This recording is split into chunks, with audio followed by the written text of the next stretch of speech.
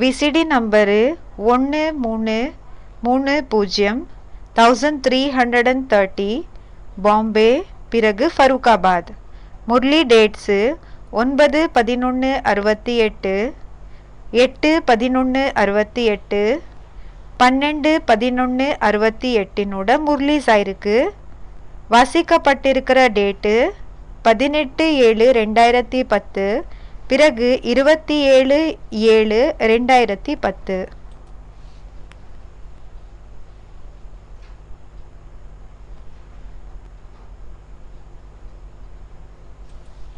இது VCD number 1330 பாம்பேது, பாம்பேல வாசிக்கப்பட்டது. Murali date 9/11/68, 8/11/68.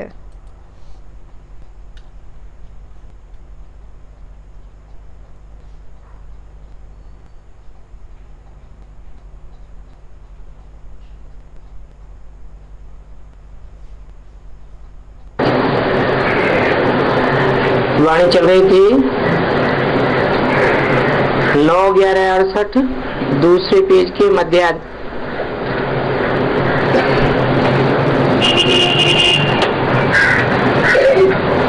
बात चल रही थी एक बाप के सिवाय दूसरी कोई तरफ बुद्धि न जाए. ஒரு அப்பாவை தவிர வேற எந்த பக்க கூடயும் புத்தி யோகம் போக கூடாது. इसमें बड़ी मेहनत की बात है. இதுல ரொம்ப உழைப்பினோட விஷயம் இருக்குது. सिर्फ एक बाप की ही याद रहे. வெறும் ஒரு அப்பாவோட நினைவு தான் இருக்கணும். और ये देह भी याद न आए. பிறகு இந்த தேகத்தினோட நினைவு கூடயும் வரக்கூடாது. ये अवस्था तुम्हारी पिछाड़ी को होगी. இந்த ஸ்டேஜ் உங்களோடது கடைசியில ஏற்படும் சொல்லி சொல்றாங்க.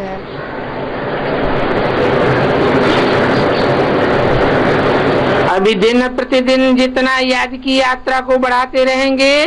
இப்போ நாளுக்கு நாள் எந்த அளவுக்கு நினைவினோட யாத்திரைய அதிகரிச்சுக்கிட்டே வருவீங்களோ उसमें तुम्हारा कल्याण ही है. அதுல உங்களுக்கு நன்மைதான் ஏற்படும். जितना याद में रहेंगे எந்த அளவுக்கு நினைவுல இருப்பீங்களோ उतना ही तुम्हारी कमाई होगी. அந்த அளவுக்கு உங்களுக்கு சம்பாத்தியம் ஆகும், சம்பாத்தியம் கிடைக்கும் சொல்லி சொல்றாங்க.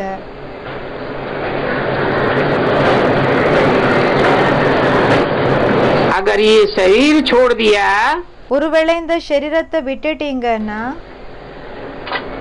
फिर तो ये कमाई हो ही नहीं सकेगी. பிறகு இந்த ஒரு சம்பாத்தியம் ஆகவே ஆகாது. जाकर के छोटा बच्चा बनेंगे போய் சின்ன குழந்தை ஆகுவீங்க. तो फिर कमाई क्या करेंगे. அப்போ என்ன சம்பாதிப்பீங்க, சம்பாதிச்சுக்குவீங்க. भला आत्मा ये संस्कार ले जावेगी. பலே ஆத்மா இந்த சம்ஸ்காரங்களை எடுத்துன்னு போகும். परंतु टीचर तो चाहिए ना. ஆனா டீச்சர் தேவை இருக்காங்க இல்லையா. जो फिर तुमको स्मृति दिलावे. அவங்க உங்களுக்கு ஞாபகம் படுத்துறவங்களாக இருப்பாங்க இல்லையா, ஞாபகப்படுத்துறதுக்காக இருப்பாங்க இல்லையா. ये बाप भी तुमको स्मृति दिलाते हैं. இந்த அப்பா கூடயும் உங்களுக்கு ஞாபகப்படுத்துறாங்க. कि बाप को याद करो. அப்பாவை நினைவு செய்யுங்க. ये बात सिवाय तुम्हारे और कोई को पता नहीं है. இந்த விஷயம் உங்களை தவிர வேற யாருக்குமே தெரியாது. कि एक बाप की याद से ही हम पावन बनेंगे. ஒரு அப்பாவோட நினைவு செஞ்சாதான் நம்ம பாவன ஆக முடியும்.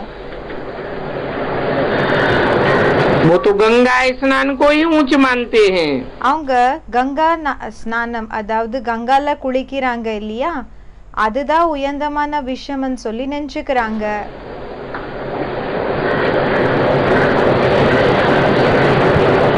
इसलिए गंगा स्नान करते ही रहते हैं. அதனாலதான் கங்கால குளிச்சுட்டே தான் இருப்பாங்க. बाबा तो इन सभी बातों का अनुभवी है. பாபா இந்த எல்லா விஷயத்துக்கான அனுபவியா இருக்காங்க, அனுபவம் இருக்குது. किसने तो गुरु भी बहुत किए हुए हैं. இவங்க நிறைய குருக்களை கூடயும் வச்சிருந்தாங்க. वो गुरु लोग स्नान करने जाते हैं पानी का. அந்த குருக்கள் தண்ணில குளிக்கிறதுக்காக போகிறாங்க. और यहाँ तुम्हारा स्नान होता है याद की यात्रा से. பிறகு இங்க உங்களோட நீங்க குளிக்கிறது எப்படி என்ன, இந்த ஞான ஸ்நானம் இருக்குல்ல, இது மூலமாக நினைவினோட யாத்திரையினோடது. सिवाय बाप की याद के பாபா சொல்றாங்க, அப்பாவோட நினைவு தவிர तुम्हारी आत्मा पावन नहीं बन सकती. உங்களோட ஆத்மா பாவனாக முடியாது. इसका नाम ये योग अर्थात याद की यात्रा. இதனோட பேரே இருக்குது யோகம், அதாவது நினைவினோட யாத்திரை. ज्ञान को स्नान नहीं समझना है. ஞானத்துக்கு ஸ்நானம்னு சொல்லி, அதாவது குளிக்கிறதுன்னு சொல்லி நினைச்சுக்க கூடாது. ये योग का स्नान है. இது யோகத்தினோட ஸ்நானம் ஆயிருக்குது, அதாவது யோகத்துல குளிக்க கூடிய விஷயம் ஆயிருக்கு. ज्ञान तो पढ़ाई है. ஞானம் படிப்பாயிருக்குது.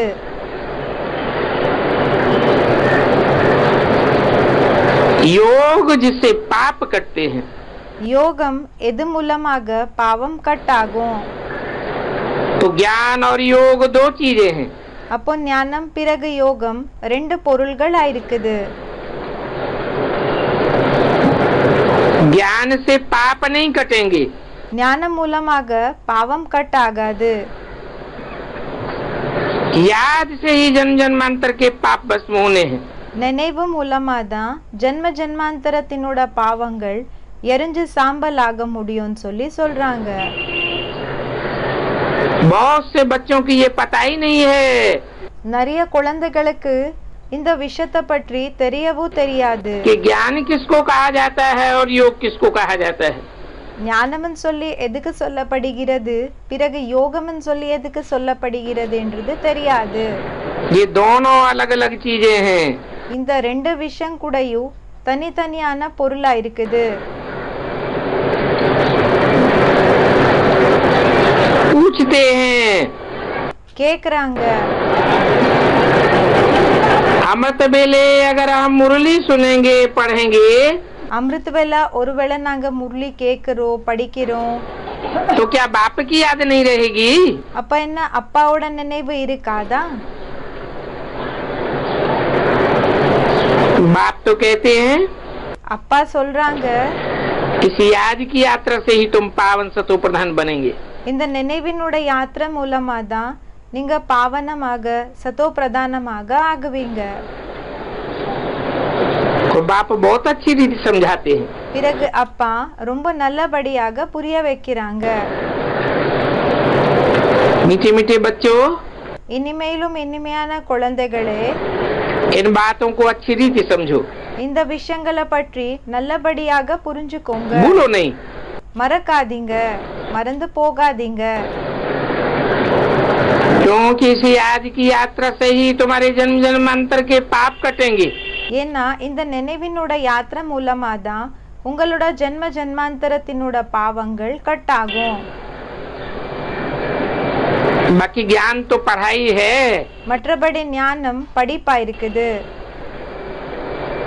कमाई भी है. சம்பாத்தியம் கூடயும் ஆயிருக்கு.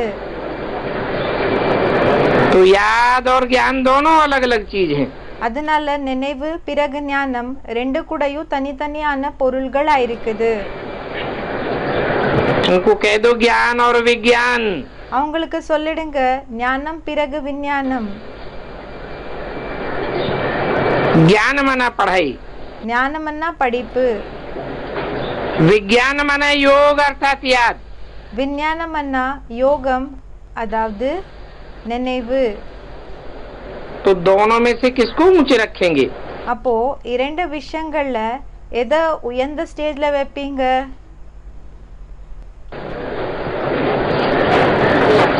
ज्ञान को ऊंचे रखेंगे व योग को?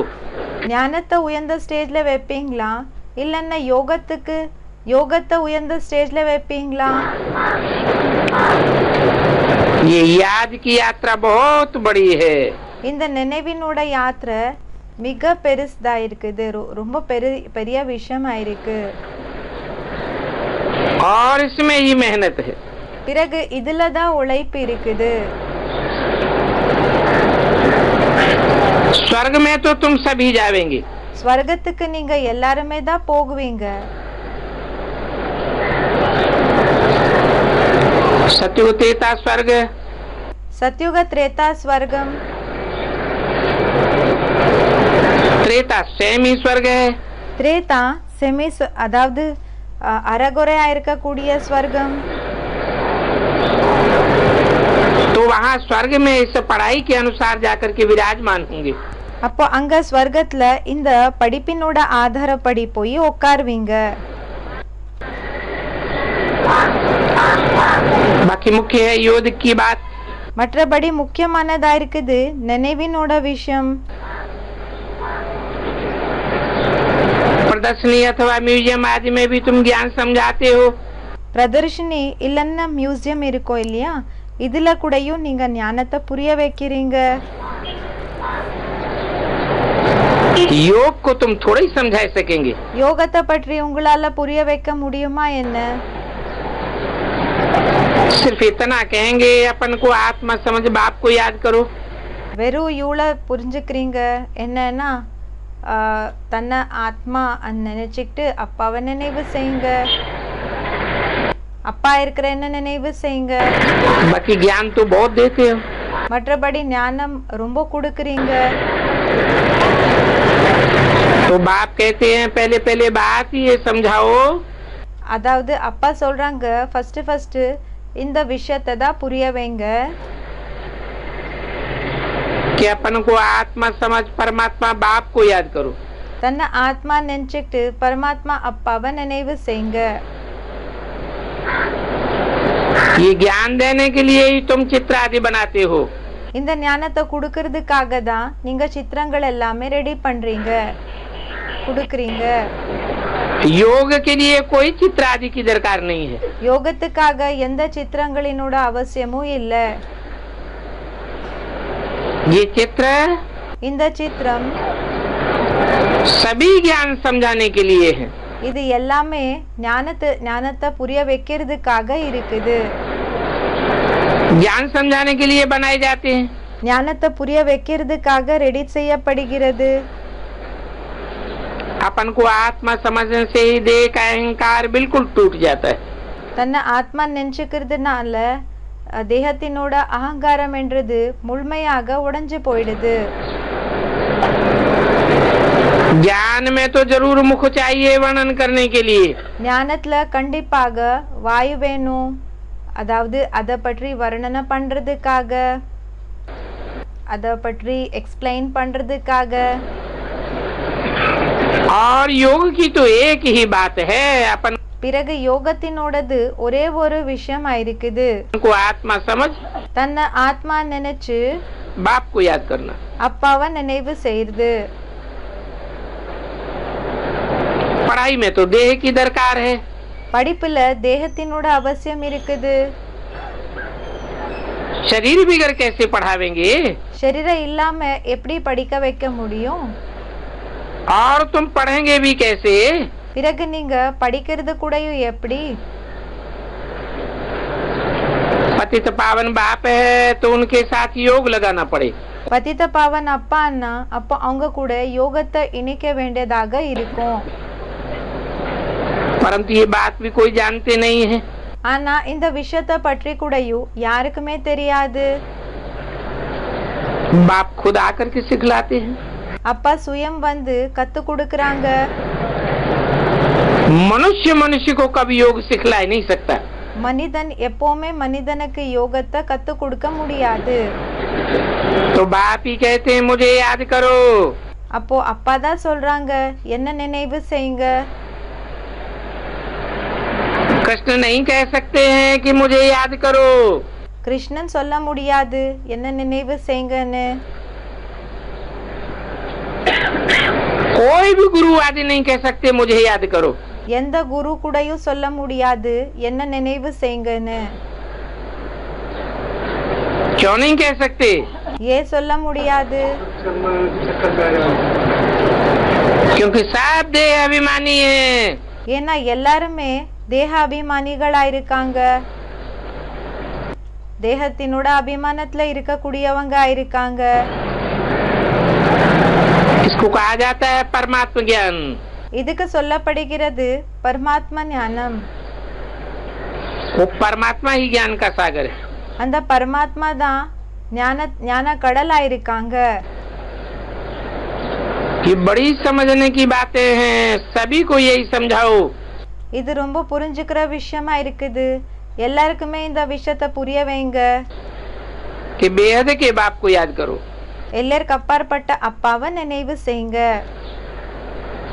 वो बाप ही नई दुनिया स्थापन करते हैं। அந்த அப்பா தான் புது உலகத்தை ஸ்தாபனை செய்யறாங்க. रावण क्या चीज है? ராவணன் என்ன பொருளா இருக்கான்?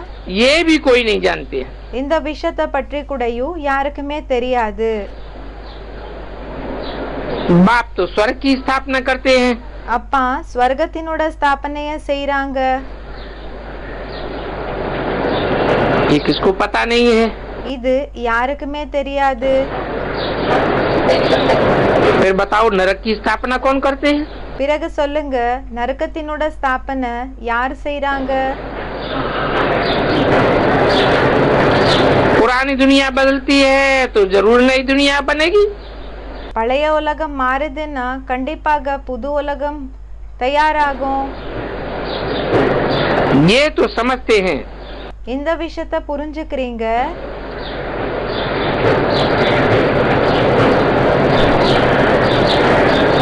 कि अभी हजारों वर्ष जन्म पड़े हुए हैं। இப்போ இன்னும் 1000 வருஷங்கள் கிடைக்குது, அதாவது இருக்கு. और जब हजारों वर्ष पड़े हुए हैं இப்போ ஆயிரக்கணக்கில் வருஷங்கள் இருக்குதுன்னா तो सत्युग में जाने की तात ही क्यों करें? அப்போ சத்தியுகத்துக்கு போகணும் என்றது ஏன் இருக்கணும்? तो ये समझते ही नहीं कि அவங்க இந்த விஷயத்த புரிஞ்சுக்கிறதே இல்ல. नई दुनिया स्थापन होनी। அதாவது புது உலகம் ஸ்தாபனை ஆகணும் என்றது புரிஞ்சுக்கிறதே இல்ல. तो हम भगवान को याद करें। அப்போ நம்ம பகவானை நினைவு செய்யலாம்.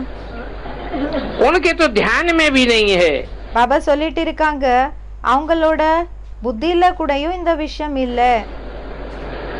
तो वो ख्याल ही क्यों करेंगे? அப்போ பாபா கேட்டுட்டு இருக்காங்க அவங்க ஏன் சிந்தனை செய்வாங்க? वो भगवान को याद ही क्यों करें? அதாவது பாபா கேட்டுட்டு இருக்காங்க அவங்க பகவானை நினைவே ஏன் செய்வாங்க? तो ये भी तुम जानते हो परमपिता परमात्मा शिव भगवान तो एक ही है। அதாவது இது கூடயும் உங்களுக்கு தெரியும் பரம்பிதா பரமாத்மா சிவ பகவான் ஒருத்தர் தான் இருக்காங்க. उनको हमेशा कहते हैं அவங்களுக்கு சதா சொல்றாங்க ब्रह्मा देवताय नमः विष्णु देवताय नमः। பிரம்மா தேவதாய நமஹ விஷ்ணு தேவதாய நமஹ. फिर पिछाड़ी में कह देते हैं शिव परमात्मा नमः। பிறகு லாஸ்ட்ல சொல்லிடுறாங்க சிவ பரமாத்மாய நமஹ. 9/11/68 की वाणी का तीसरा पेज।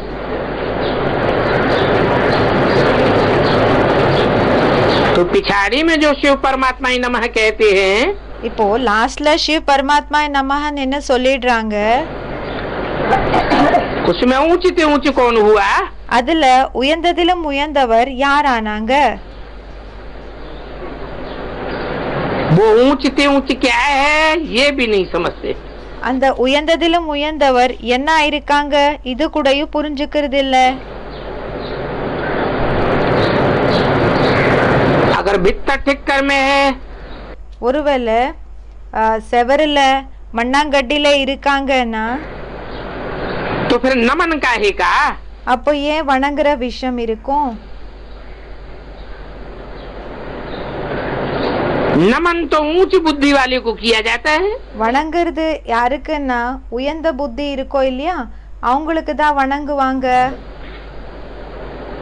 कुछ भी समझते नहीं है, எதுவுமே புரிஞ்சுக்கிறது இல்ல. ऐसे ही अर्थ रहे तो बोलते रहते हैं। அப்படியே அர்த்தம் இல்லாத சொல்லிட்டே இருப்பாங்க. यहाँ तो तुमको आवाज से परे जाना है। இங்க உங்களுக்கு பேச்சிலிருந்து கூடயும் தனிப்பட்ட ஸ்டேஜுக்கு போகணும். अर्थात निर्वाण धाम शांति धाम जाना है। அப்படின்னா நிர்வாண தாமம் சாந்தி தாமத்துக்கு போகணும். நிர்வாண தாமம்னா பரந்தாமத்துக்கு சொல்வாங்க. शांति धाम सुख धाम कहा जाता है। சாந்தி தாம் சுகதாமம் சொல்லி சொல்லப்படுகிறது. वो सुख धाम है स्वर्ग धाम। அந்த சுகதாமம் இருக்குது ஸ்வர்கதாமம். नरक को धाम नहीं कहेंगे। நரகத்துக்கு தாமம் சொல்லி சொல்ல முடியாது. दुख धाम कह सकते हैं। துக்கதாமம் சொல்லலாம். तो ये अक्षर बड़े ही समझने के सहज है। அதனால இந்த வார்த்தைகள் புரிஞ்சுக்கிறதுக்காக ரொம்ப சகஜமானதா இருக்குது. क्राइस्ट से 3000 वर्ष पहले पैराडाइज था। கிரைஸ்டுக்கு முன்னாடி அதாவது 3000 வருஷங்களுக்கு முன்னாடி பாரடைஸ் ஆக இருந்தது. अर्थात देवी देवताओं का राज्य था। அப்படின்னா தேவி தேவதைகளோட ராஜ்யம் இருந்தது. और अभी 2000 वर्ष क्रिश्चियन को हुआ। இப்போ 2000 வருஷங்கள் கிறிஸ்டியன் ஆயிடுச்சு. तो पूरे 5000 वर्ष हो जाते हैं। देवता धर्म होना चाहिए ना। அப்போ முழுமையாக 5000 வருஷங்கள் ஆயிடுது. அப்போ தேவதா தர்மம் இருக்கணும் இல்லையா? अभी मनुष्यों की बुद्धि कुछ भी काम नहीं करती है। இப்போ மனிதர்களினோட புத்தி எதுவுமே வேலை செய்யறது கிடையாது. जब कहते हैं 3000 वर्ष पहले पैराडाइज था, எப்போ சொல்றாங்க 3000 வருஷங்களுக்கு முன்னாடி அதாவது பின்னாடி பாரடைஸ் இருந்தது. बाकी हुए 2000 वर्ष। மற்றபடி 2000 வருஷங்கள் ஆச்சு. तो क्लियर बात है ना। அப்போ கிளியரான விஷயம் ஆச்சு இல்லையா? परंतु ड्रामा के राज को न समझने के कारण ஆனா டிராமாவினோட ரகசியத்தை புரிஞ்சுக்காம இருக்கிற காரணத்தினால कितनी प्लानिंग आदि करती रहती है। எந்த அளவுக்கு பிளானிங்ஸ் எல்லாமே பண்ணிட்டு இருக்காங்க. ये बातें बड़ी अवस्था वाली बूढ़ी माताएं तो समझ नहीं सकती है। இந்த விஷயங்களை வயசான மாதாக்கள் பெரிய ஏஜா இருக்கக்கூடிய வயசான மாதாக்களால புரிஞ்சுக்க முடியறதில்ல. बाप समझाते हैं। அப்பா புரிய வைக்கிறாங்க. अभी तुम सभी की वानप्रस्थ अवस्था है। இப்போ உங்களது எல்லாருதுமே வானப்பிரஸ்த ஸ்டேஜ் ஆயிருக்குது. सभी को वाणी से परे जाना है। எல்லாருக்குமே வாணியிலிருந்து அதாவது பேச்சிலிருந்து தனிப்பட்ட ஸ்டேஜுக்கு போகணும். वो गुरु लोग भल कहते हैं निर्वाण धाम गया। அந்த குருக்கள் இப்படி சொல்றாங்க நிர்வாண தாமத்துக்கு அதாவது பரந்தாமத்துக்கு போனாங்கன்னு சொல்றாங்க. परंतु जाता तो कोई नहीं है। ஆனா யாருமே போகிறது இல்ல. पुनर्जन्म फिर भी इसी दुनिया में लेते रहते हैं। அதாவது புனர்ஜென்மம்னா மறுஜென்மம் என்றது இந்த ஒரு உலகத்துல தான் எடுத்துக்கிட்டு இருப்பாங்க. वापस तो कोई नहीं जा सकता। திரும்பி யாரால கூடயும் போக முடியறதில்ல. वानप्रस्थ में जाने के लिए गुरु का संग करते हैं। வானப்பிரஸ்த ஸ்டேஜுக்கு போகிறதுக்காக குருவினோட சங்கத்தை செய்யறாங்க. ऐसे बहुत वानप्रस्थी आश्रम है। இப்படி நிறைய வானப்பிரஸ்தி ஆசிரமங்கள் இருக்குது. माताएं भी बहुत हैं। மாதாக்கள் கூடயும் நிறைய பேர் இருக்காங்க. तो वहाँ तुम जाकर के सर्विस कर सकते हो। அப்ப அங்க போய் நீங்க சர்வீஸ் செய்யலாம். पूछो वानप्रस्थ का अर्थ क्या है? சொல்லுங்க, வானப்பிரஸ்திக்கு என்ன அர்த்தமாயிருக்குது? बाप बैठ समझाते हैं, அப்பா உட்கார்ந்து புரிய வைக்கிறாங்க. अभी तुम सब वानप्रस्थी हो। இப்போ நீங்க எல்லாருமே வானப்பிரஸ்திகள் ஆயிருக்கீங்க. सारी दुनिया वानप्रस्थी है। முழு உலகமே வானப்பிரஸ்தி ஆயிருக்குது. जो भी मनुष्य मात्र को देखते हो, யார எல்லாமே மனித ஆத்மாக்களை, மனிதர்களை நீங்க பாக்குறீங்க, इन आँखों से देखते हो, இந்த கண்களால பாக்குறீங்க, वो सभी वानप्रस्थी हैं। அவங்க எல்லாருமே வானப்பிரஸ்திகள் ஆயிருக்காங்க. सर्व का सदगति दाता एक सदगुरु आया हुआ है।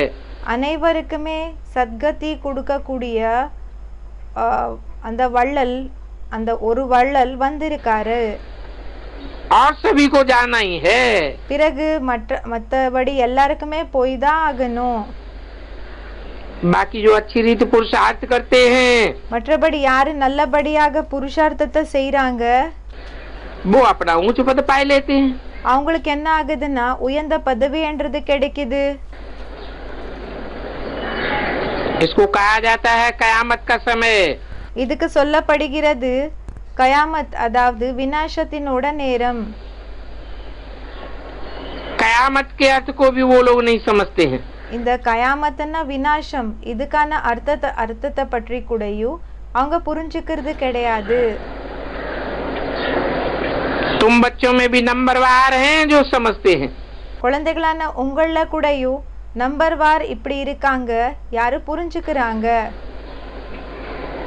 ये बड़ी ऊंची मंजिल है। இது மிகப்பெரிய உயர்ந்த லட்சியமா இருக்குது. तो सभी को समझाना है அப்ப எல்லாருக்குமே புரிய வைக்கணும், कि अभी सभी को घर जरूर जाना है। இப்ப எல்லாருக்குமே கண்டிப்பாக வீட்டுக்கு போகணும். सभी आत्माओं को वाणी से परे जाना है। எல்லா ஆத்மாக்களுக்கு வாணியிலிருந்து, பேச்சிலிருந்து தனிப்பட்ட ஸ்டேஜுக்கு போகணும்.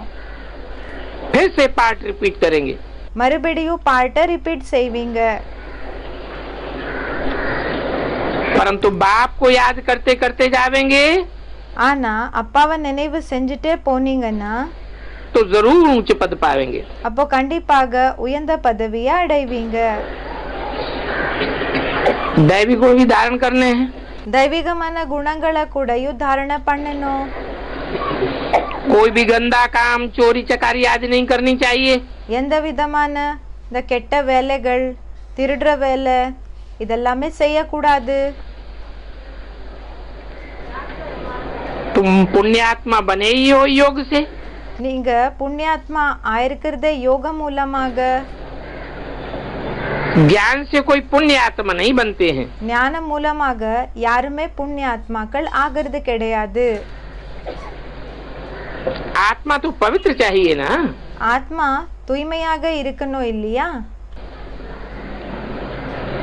शांति धाम में पवित्र आत्मा ही जा सकती है। சாந்தி தாமத்துல பவித்ர ஆத்மாக்கள் தான் போக முடியும். वहाँ तो सभी पवित्र आत्माएं रहती हैं। அங்க எல்லாருமே பவித்திரமான ஆத்மாக்கள் தான் இருப்பாங்க. अभी भी सभी आत्माएं आती रहती हैं। இப்ப கூடயும் எல்லா ஆத்மாக்கள் வந்துட்டே தான் இருப்பாங்க. अभी बाप कहते हैं இப்ப அப்பா சொல்றாங்க, कि 8 वर्ष के अंदर बाकी जो भी रहेंगे 8 வருஷங்களுக்குள்ள மற்றபடி யாரெல்லாம் இருப்பாங்களோ वो सब यहाँ आते रहेंगे। அவங்க எல்லாருமே இங்க வந்துட்டு இருப்பாங்க.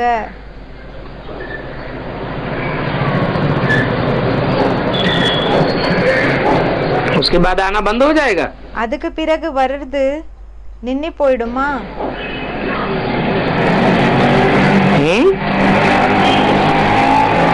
68 की वाणी है। 68 வாணி ஆயிருக்கு. 8 वर्ष की म्याद बताई। 8 வருஷத்தினோட அந்த டைம் பீரியட் பத்தி, அந்த லிமிட்டை பற்றி சொன்னாங்க. कि जो भी आत्माएं रही हुई हैं யாரெல்லாம் ஆத்மாக்கள் இருக்காங்க, மிஞ்சமாக இருக்காங்க, वो 8 वर्ष के अंदर आती रहेंगी। அவங்க 8 வருஷங்களுக்குள்ள வருவாங்க.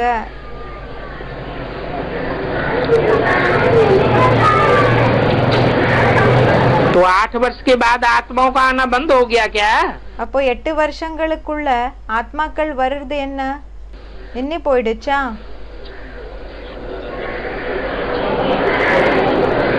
वन 76 में दुनिया की आबादी कितनी थी? அப்படின்னா 76ல உலகத்தினோட ஜனத்தொகை எவ்வளவு இருந்தது? हैं? जरूर कहेंगे 500 करोड़ थी।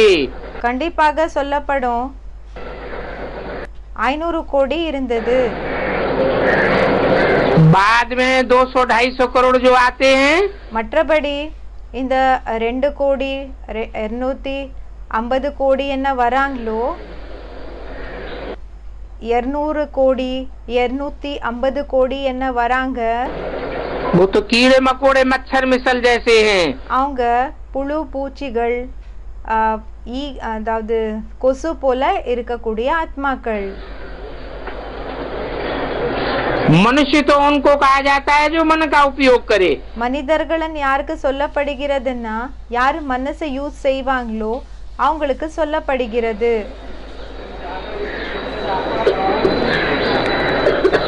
तो तुम बच्चों को आत्मिक स्थिति बनाने के लिए அப்போ குழந்தைகளான உங்களுக்கு ஆத்மிக ஸ்திதியை உருவாக்கிக்கிறதுக்காக याद की यात्रा में बहुत रहना है। நினைவினோட யாத்திரையில ரொம்ப இருக்கணும். यहाँ आने से இங்க வர்றதுனால तुमको आत्मिक स्थिति में रहने में मदद अच्छी मिलेगी। உங்களுக்கு ஆத்மிக ஸ்திதியில இருக்கிறதுக்காக ரொம்ப உதவி கிடைக்கும்னு சொல்லி சொல்றாங்க.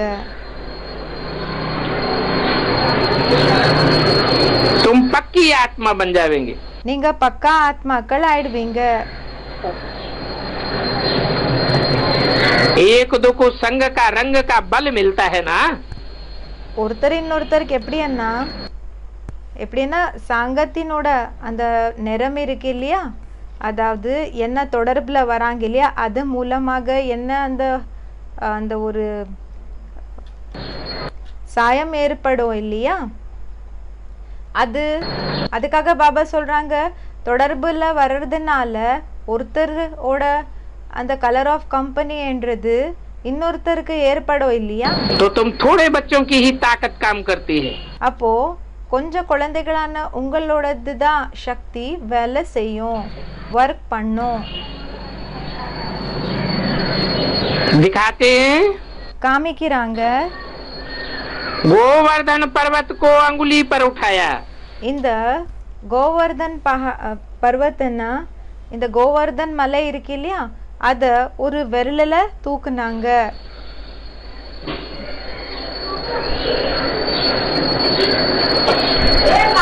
तुम्हें गौएं कहो। அப்போ பாபா சொல்றாங்க இப்போ பசு மாடுகள்னு சொல்லுங்க, गोप गोपियां कहो। கோப கோபிகள்னு சொல்லுங்க. सतयुगी देवताओं को गोप गोपियां नहीं कहेंगे। சத்யுகி தேவி தேவதைகளுக்கு கோப கோபிகள்னு சொல்லி சொல்ல மாட்டாங்க. तो तुम अपनी सहयोग की अंगुली देते हो। அப்போ நீங்க உங்களோட உதவியினோட விரல கொடுக்கறீங்க. आयरन एज दुनिया को गोल्डन एज बनाने के लिए இந்த அயனேஜ் உலகம் இருக்கு இல்லையா, அதாவது இரும்பு போல உலகம் என்ன இருக்குதோ இத ஸ்வர்க்கமாக ஆக்குறதுக்காக நீங்க உதவி பண்றீங்க, விரல கொடுக்கறீங்க. अर्थात नरकवासी को स्वर्गवासी बनाने के लिए। அப்படின்னா நரகத்துல வசிக்க கூடியவங்கள ஸ்வர்க்கத்துல வசிக்க கூடியவங்களாக ஆக்குறதுக்காக. तुम एक बाप के साथ बुद्धि का योग लगाते हो। நீங்க ஒரு அப்பா கூட புத்தியினோட யோகத்தை இணைக்கிறீங்க. योग से ही पवित्र बनना है। யோகம் மூலமா தான் பவித்திரமாகுவீங்க. इन बातों को भूलना नहीं है। இந்த விஷயங்களை பற்றி மறக்க கூடாது.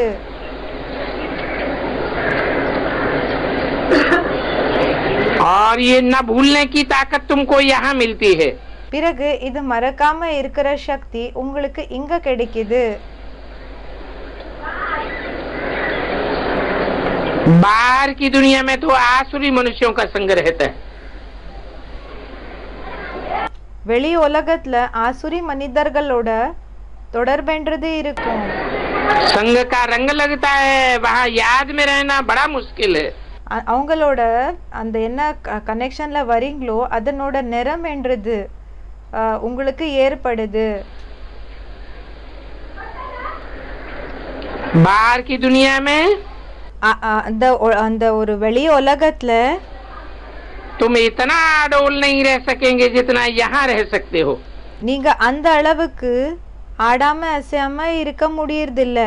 எந்த அளவுக்கு நீங்க இங்க உறுதியாக இருக்கிறீங்களோ அந்த அளவுக்கு அங்க இருக்க முடியறதில்ல.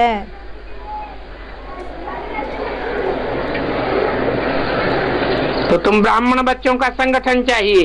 அப்போ பிராமண குழந்தைகளான உங்களோட சங்கடன தேவை இருக்குது. कहते भी है संगौ शक्ति कलौ युगे. சொல்லவும் செய்றாங்க சங்கௌ சக்தி கலையுகே. அதாவது கலியுகத்துல சங்கடனையோட சக்தி ரொம்ப வேலை செய்யும்னு சொல்றாங்க. कलयुग में खास संगठन की शक्ति चाहिए. கலியுகத்துல விசேஷமாக சங்கடனையோட சக்தி தேவை இருக்கு. क्योंकि यहाँ तो सभी एक रस इकट्ठे होकर बैठते हैं. ஏன்னா இங்க எல்லாருமே அதாவது ஏக்கரஸ் அதாவது ஒரே ஸ்டேஜ்ல இருக்கக்கூடியவங்க வந்து ஒன்னாகிறாங்க. तो वाइब्रेशन की मदद मिल जाती है. அப்போ அந்த உள்ளுணர்வுகளினோட உதவி கிடைக்குது. यहाँ करके तुमको धंधा आदि कुछ भी याद नहीं रहता. இங்க வந்து உங்களுக்கு இந்த தொழில் இத பற்றி எல்லாமே எதுவுமே ஞாபகம் இருக்கிறது இல்ல. यहाँ करके तुमको धंधा आदि कुछ भी याद नहीं रहता. இங்க வந்து தொழில் இதெல்லாமே எதுவுமே நினைவு இருக்கிறது இல்ல உங்களுக்கு. तो बाहर की दुनिया में तुम्हारी बुद्धि कहाँ जाएगी? அப்போ வெளி உலகத்துல உங்களோட புத்தி எங்க போகும்?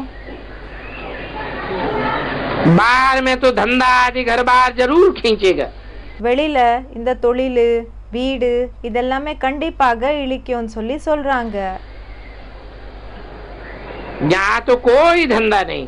இங்க எந்த விதமான தொழில் கூடயும் இல்ல. तो यहाँ वायुमंडल बहुत अच्छा शुद्ध रहता है. அப்போ இங்க இந்த வாतावरणம் இதெல்லாம் ரொம்ப சுத்தமாக இருக்கும். ड्रामा अनुसार कितना दूर पहाड़ी पर तुम आकर के बैठे हो.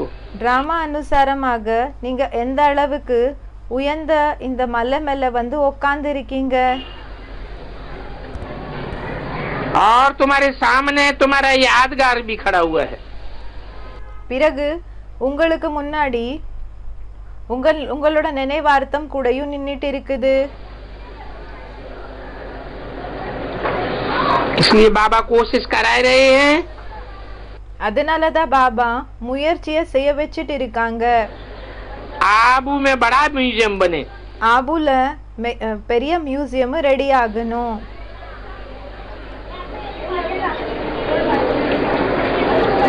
यहाँ तुम्हारा यादगार भी एक्यूरेट खड़ा है. இங்க உங்களோட நினைவார்த்தம் கூடயும் அக்யூரேட்டாக நின்னுட்டு இருக்குது. जहाँ ऊपर में स्वर्ग दिखाया गया है. எங்க மேல ஸ்வர்கத்தை காமிக்கப்பட்டிருக்குது. नीचे तपस्या में बैठे हैं. கீழே தபஸ்யால உட்கார்ந்து இருக்கீங்க. नीचे क्यों बैठाया गया है? கீழேயே உட்கார வைக்கப்பட்டிருக்குது. घड़ी घड़ी तुम्हारी नीची स्टेज होती रहती है. ஒவ்வொரு செகண்டுக்கு கூடயும் உங்களோடது தாழ்ந்த ஸ்டேஜ் ஆயிட்டே தான் இருக்குது. इसलिए नीचे तपस्या में हो. அதனாலதான் கீழே தபஸ்யால இருக்கீங்க, தபம் பண்ணிட்டு இருக்கீங்க. जब अवस्था ऊंची चढ़ जाती है तो எப்போ உங்களோட நிலை அதாவது ஸ்டேஜ்ன்றது உயர்ந்த லெவலுக்கு உயர்ந்த ஸ்டேஜுக்கு போயிடுதோ स्वर्ग हो जाता है. அப்போ ஸ்வர்க்கம் ஆயிடும். ஆயிடுது. नहीं तो स्वर्ग को कहाँ दिखावे? இல்லைன்னா ஸ்வர்க்கத்தை எங்க காமிக்கிறது? तो बाबा कहते हैं यहाँ खास आकर के बैठो। அதனால பாபா சொல்றாங்க இங்க விசேஷமாக வந்து உட்காருங்க. अपनी जांच करो, हम बाप की याद में बैठे हैं। உங்களோட செக்கிங்க பண்ணிக்கோங்க, நாங்க அப்பாவோட நினைவுல உட்கார்ந்து இருக்கோமா? सुदर्शन चक्र भी फिरता रहे। சுயதர்ஷன் சக்கரம் கூடயும் சுத்திட்டே தான் இருக்கணும். समझो अभी 84 का चक्र पूरा हुआ। இப்படி நினைச்சுக்கோங்க, இப்போ 84 ஜன்மங்களினோட சக்கரம் கம்ப்ளீட் ஆயிடுச்சு. अभी हमें वापस अपने घर जाना है। இப்போ மறுபடியும் நம்மளோட வீட்டுக்கு நமக்கு போகணும், திரும்பி ரிட்டர்ன் ஆகணும். बीज को देखने से जरूर सारा झाड़ सामने आ जाएगा। விதைய பாக்குறதுனால கண்டிப்பாக முழு மரம் முன்னாடி வந்துடும். वो बीज तो जड़ होते हैं। அந்த விதை ஜடமாக இருக்கும். ये तो मनुष्य सृष्टि का चैतन्य बीज है। இது மனித சிருஷ்டியினோட சைத்தன்யமான, அதாவது அலைவன் சொல்வாங்க இல்லையா, அந்த சைத்தன்யமான விதையா இருக்குது.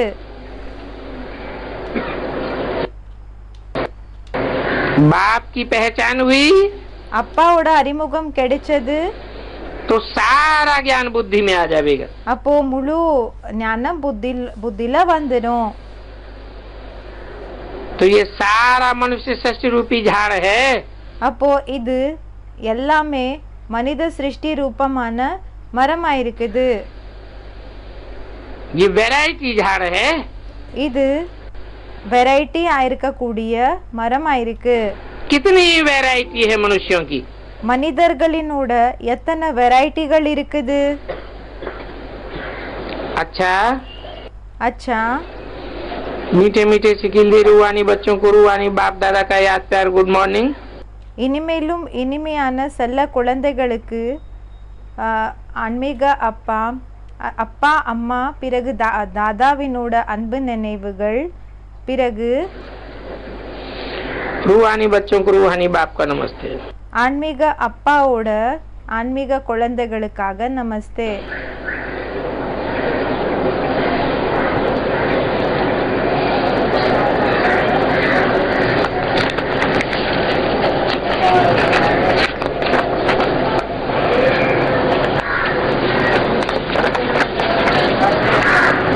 एक छोटा सा रात्रि क्लास है।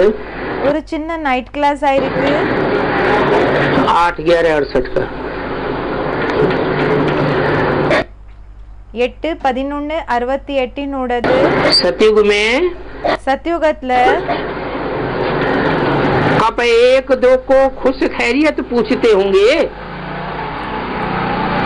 எப்பவுமே இப்போ ஒருத்தர் இன்னொருத்தர் எப்படி இருக்கீங்கன்னு கேட்பாங்களா? क्यों? ஏன்? बात तो सब खुश ही रहते हैं। ஏன்? ஏன்னா அங்க எல்லாருமே குஷியா தான் இருப்பீங்க. अच्छा சரி, तो तुम बच्चों को அப்போ குழந்தைகளான உங்களுக்கு यहाँ एक दूसरे की खुश खैरी बात पूछनी चाहिए। இங்க உங்களுக்கு ஒருத்தர் போய் இன்னொருத்தரை எப்படி இருக்கீங்கன்னு கேக்குற அவசியம் இருக்கா? एक दूसरे से मालूम करना चाहिए। ஒருத்தர் போய் இன்னொருத்தர் கிட்ட இந்த விஷயத்தை பத்தி தெரிஞ்சுக்கிற அவசியம் இருக்கா? कि तुम खुश हो, நீங்க சந்தோஷமாக இருக்கீங்களா? मालूम करना चाहिए या नहीं? இது தெரிஞ்சுக்கணுமா இல்லைன்னா இல்லையா? क्यों? ஏன்? है? क्या? என்ன? बाप मिला है? अरे அப்பா கிடைச்சிட்டாங்கன்னா? அரே, बाप मिला तो सब कुछ मिला। அப்பா கிடைச்சிட்டாங்கன்னா எல்லாமே கிடைச்சிடுதா? तो फिर पूछते तो नहीं है कोई? அப்ப யாருமே கேக்குறது இல்லையா? है? है? जिनको मिला नहीं वो पूछते हैं। யாருக்கு கிடைக்கலையோ அவங்க கேட்பாங்களா? माने कभी मिल जाता है कभी नहीं मिलता है। அப்படின்னா ஒரு சில நேரத்துல கிடைக்கிறாங்க, ஒரு சில நேரத்துல கிடைக்கிறது இல்லையா?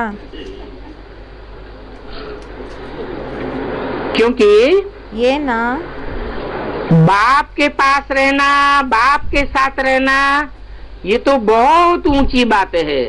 ஏன்னா அப்பா கூட இருக்கிறது இது இது ரொம்ப உயர்ந்த விஷயமா இருக்கு. देवताएं तो फिर भी देवताओं के साथ रहते हैं। தேவதைகள் அப்படி பார்த்தோம்னா தேவதைகள் கூட தான் இருப்பாங்க. देवताएं कोई इतने ऊंचे नहीं होते हैं। தேவதைகள் அந்த அளவுக்கு உயர்ந்தவங்களாக ஒன்னும் இருக்கிறது இல்ல. जितना ऊंचे ते ऊंचे बाप, எந்த அளவுக்கு உயர்ந்ததிலும் உயர்ந்த அப்பா இருக்காங்களோ அந்த அளவுக்கு. तुम जानते हो உங்களுக்கு தெரியும் हम तो जन्म जन्मांतर सदा सुखी रहेंगे। நாங்க ஜென்ம ஜென்மாந்தர சதா சுகமாக இருப்போம். அதாவது ஒவ்வொரு ஜென்மத்துல கூடயும் எல்லா ஜென்மங்கள்ல கூடயும் நாங்க சுகமா தான் இருப்போம். भविष्य 21 जन्मों के लिए வர போற 21 ஜென்மத்துக்காக हम सदा सुखी हो जाएंगे। நாங்க சதா சுகமாக ஆயிடுவோம். क्योंकि बाप से अभी हम ஏன்னா அப்பா இடம் இருந்து இப்போ நாம सदा सुख का वर्षा ले रहे हैं। சதா சுகத்துக்கான சொத்தை எடுத்துக்கிட்டு இருக்கிறோம்.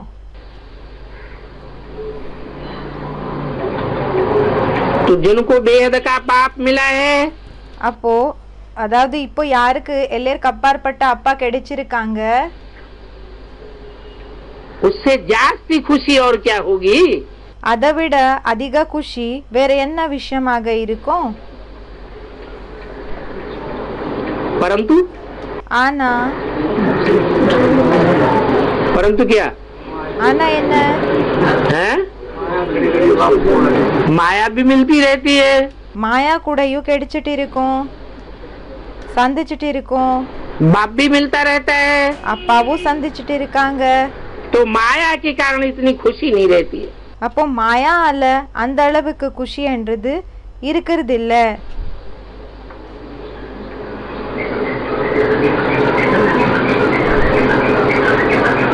तो जिनको खुशी नहीं रहती है, அப்போ யாருக்கு குஷி என்றது இருக்கிறது இல்ல, उनके लिए कहेंगे उन जैसा दुखी कोई नहीं। அப்போ அவங்களுக்காக சொல்லப்படுகிறது அவங்க போல யாருமே துக்கமாக இல்ல. ऐसी ऐसी फीलिंग आ जाती है। இப்படிப்பட்ட ஃபீலிங்ஸ் வந்துடுதுன்னு சொல்லி சொல்றாங்க. नहीं तो बाप के पास तो सभी सुख होनी चाहिए। இல்லன்னா அப்பா கிட்ட எல்லாருமே சுகமா தான் இருக்கணும். रंज आदि की कोई बात ही नहीं होनी चाहिए। துக்கத்தினோட விஷயம் எல்லாமே எதுவுமே இருக்க கூடாது.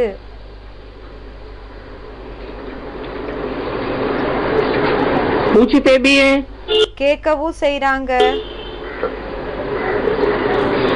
हेवनली गॉड फादर मिला ஹெவன்லி காட் ஃபாதர் கிடைச்சிருக்காங்கன்னா तो फिर हम स्वर्ग में होना चाहिए। அப்ப நம்ம ஸ்வர்கத்துல இருக்கணுமா? हम नरक में क्यों बैठे हैं? நாங்க நரகத்துல ஏன் உட்கார்ந்து இருக்கிறோம்? हैं? स्वर्ग स्थापना हो रही तो स्वर्ग में अच्छी बात है ना। ஸ்வர்க ஸ்தாபனை ஆயிட்டு இருக்குதுன்னா ஸ்வர்கத்துல நல்ல விஷயம் தானே. हैं? नरक के बीच में बैठे हैं। நரகத்துக்கு நடுவுல உட்கார்ந்து இருக்கீங்களா? नरक के बीच में स्वर्ग की स्थापना होती है। நரகத்துக்கு நடுவுல ஸ்வர்கத்தினோட ஸ்தாபனை ஆகுதா? तो संग का रंग किसका लगेगा? அப்போ சங்கத்தினோட சாயம் யாரோடது ஏற்படும்? बाप का संगरंग हो सकता है, रावण का संगरंग नहीं लगता इतना। तो माया ऐसी आती है அப்போ மாயா அப்படி வருது, जो अति सुखी को भी अति दुखी बनाई देती है। யாரு ரொம்ப சுகமாக இருக்காங்களோ அவங்கள கூடயும் ரொம்ப துக்கமாக ஆக்கிடுது. इसका कारण क्या है? இதுக்கு காரணம் என்ன இருக்கு? कुछ कारण भी तो होगा, ஏதாவது காரணம் கூட இருக்கோ இல்லையா? है? कारण है निश्चय में कमी। காரணமா இருக்குது நிச்சயத்துல குறை.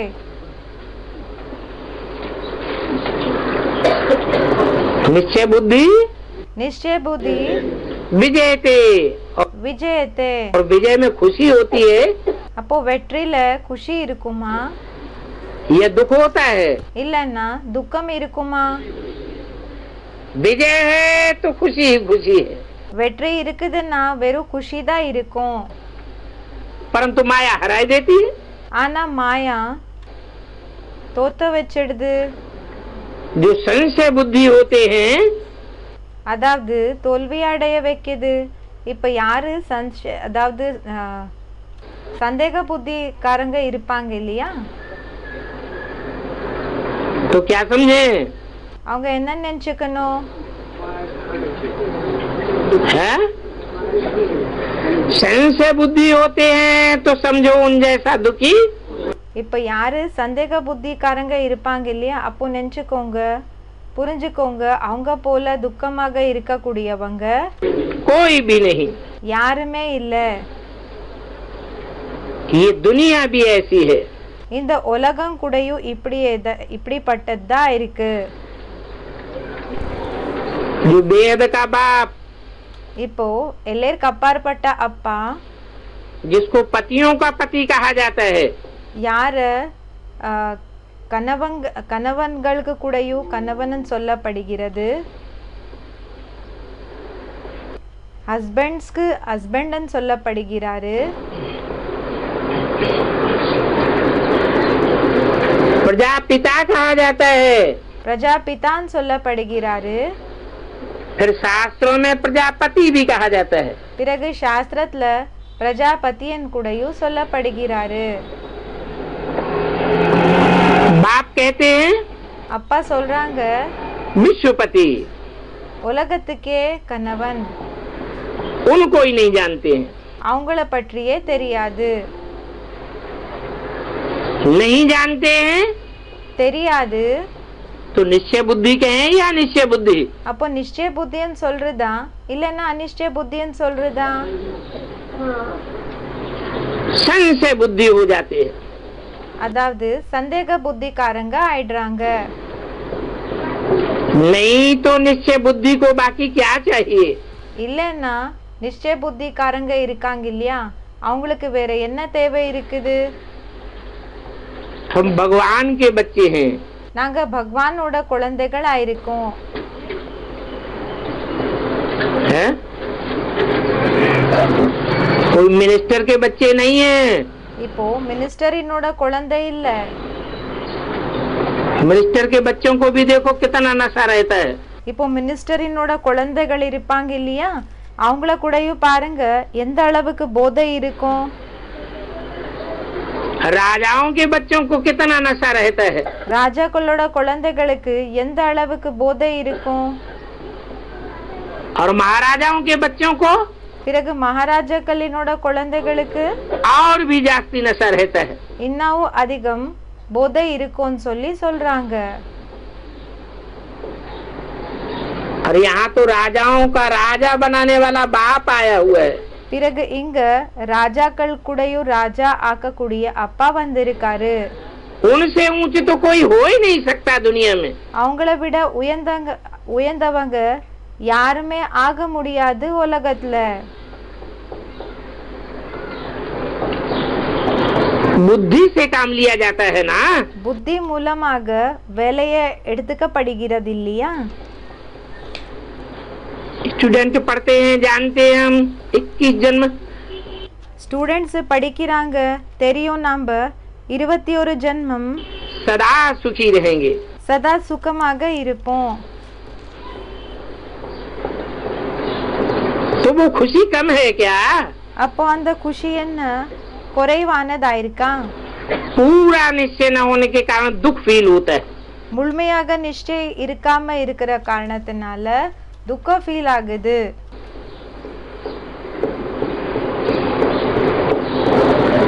नहीं तो मनुष्य को और क्या चाहिए? இல்லைன்னா மனிதர்களுக்கு வேற என்ன தேவை இருக்கு?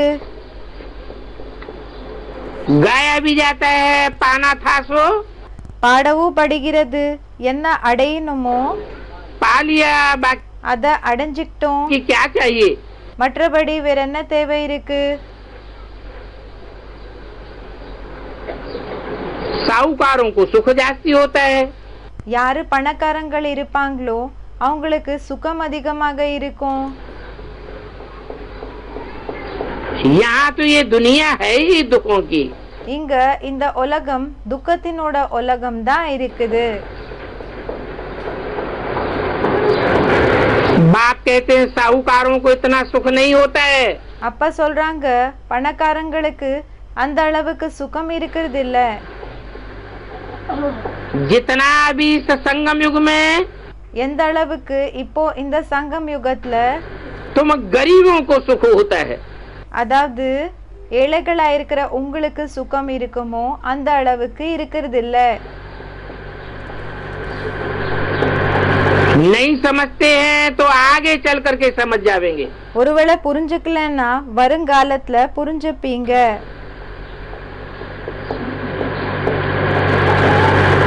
क्योंकि तुम गरीबों को बाप मिल जाता है, ஏன்னா ஏழைகளா இருக்கிற உங்களுக்கு அப்பா கிடைக்கிறாங்க। परंतु माया ஆனா மாயா तुम्हारे संशय को उड़ाए देती है। உங்களோட சந்தேகம் இருக்கு இல்லையா அத பறக்க வச்சிடுது। नहीं तो तुमको अथाह सुख मिल जाना चाहिए। இல்லைன்னா உங்களுக்கு ஏராளமான சுகம் என்றது கிடைக்கணும்। अभी तुम समझदार बनते हो, இப்போ நீங்க புத்திசாலிகளாக ஆகுறீங்க, அறிவாளிகள் ஆகுறீங்க। यहाँ क्वीन का वजीर है तो वो समझदार होगा ना। இங்க இந்த ராணியினோட மந்திரி இருப்பாங்க இல்லையா அவங்க புத்திசாலியாக இருப்பாங்க இல்லையா? तब तो क्वीन को भी राय देते हैं। அப்போதானே அந்த ராணிக்கு கூடயும் அதாவது சஜஷன் வழிய காமிக்கிறாங்க। वहाँ नई दुनिया में तो राजाओं में इतनी ताकत होती है, அங்க புது உலகத்துல ராஜாக்களுக்குள்ள அந்த அளவுக்கு சக்தி இருக்கும் जो वजीर आदि की कोई दरकार नहीं रहती। அங்க மந்திரிகள் இவங்களோட அவசியம் எல்லாமே எதுவுமே இருக்காது। इतनी ताकत होती है அந்த அளவுக்கு சக்தி இருக்கும் जो तुम्हारे ऊपर कोई भी चढ़ाई कर न सके। அதாவது உங்க மேல யாருமே தாக்க முடியாதுன்னு சொல்லி சொல்றாங்க। ये ताकत कहाँ से मिलती है? பாபா கேக்குறாங்க இந்த சக்தி என்றது எங்கிருந்து கிடைக்குது? बाप से मिलती है। அப்பா இடம் இருந்து கிடைக்குதுன்னு சொல்லி சொல்றாங்க। परंतु ஆனா संशय बुद्धि को ताकत दूर भी नहीं मिलेगी। சந்தேகமான புத்தி இருக்கோ இல்லையா அவங்களுக்கு கொஞ்சம் கூடயும் சக்தி கிடைக்காது। ऐसे संशय बुद्धि இப்படி சந்தேகமான புத்திக்காரங்க सदैव रोगी धोगी बीमार சதா எப்படி இருப்பாங்கன்னா இப்போ நோயாளிகளாக துக்கத்துல उटकते रहेंगे। அதாவது அலைஞ்சிட்டு இருப்பாங்க।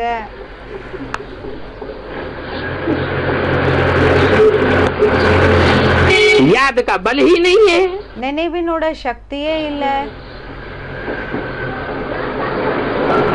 जो दुख दूर हो जाए। அதாவது துக்கம் தூரம் ஆகிறதுக்காக நினைவினோட சக்தியே இல்ல. कई तो ऐसे हैं ஒரு சில பேர் இப்படி இருக்காங்க, जो मम्मा को ही याद करते रहते हैं। யாரு மம்மாவை தான் நினைவு செஞ்சுட்டு இருப்பாங்க.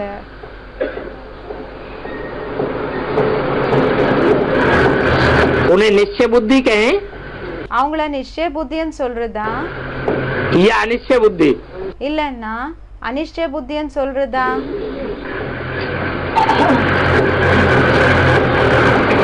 ऐसे संशय बुद्धि भी विनश्यंती हो जाएंगी।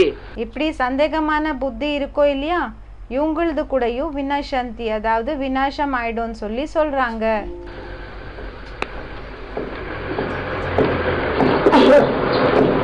यानी அப்படி என்ன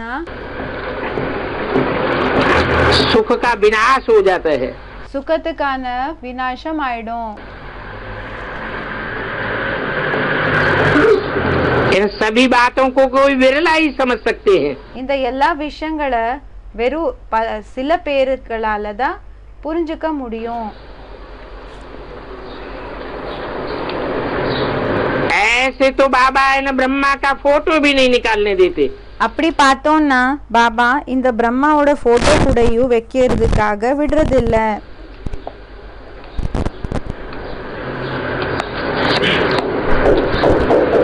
ये बाप दादा है, இவங்க பாப்தாதா இருக்காங்க. ये तो समझ की बात है ना। இது புரிஞ்சுக்கிற விஷயமா இருக்கு இல்லையா? बाप खुद कहते हैं माँ बेकम याद करो। அப்பா சுயம் சொல்றாங்க என்ன மட்டும் நினைவு செய்யுங்க.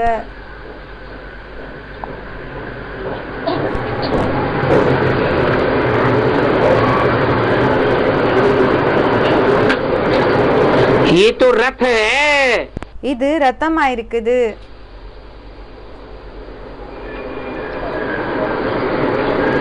इस रथवान को भी एक बाप को याद करना है। இந்த ரத்தாரி இருக்காங்க இல்லையா, இந்த ரத்தத்துல இருக்கக்கூடியவர் இவங்களுக்கு கூடயும் ஒரு அப்பாவை தான் நினைவு செய்ய வேண்டியதாக இருக்கும். माँ बेकम याद करना है। என்ன மட்டும் தான் நினைவு செய்யணும். तो इनका फोटो आदि निकालना भी बेकायदे है। அப்போ இவங்களோட போட்டோல எடுத்துக்கிறது கூடயும் இது கூடயும் சட்டத்துக்கு விபரீதமானதா இருக்குது. क्यों ஏன்? है? अरे मम्मा का चलो छोड़ दो, नहीं याद करेंगे, नहीं फोटो निकालेंगे। சரி மம்மாவோட பேச்சை விட்டுடுங்க, நினைவு செய்யறதில்ல, போட்டோ வைக்கிறதில்ல. ब्रह्मा का फोटो निकालना क्यों बेकायदे है?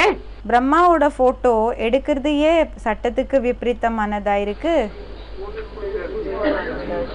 है? पुरुषार्थी है? புருஷார்த்தியா இருக்காங்க.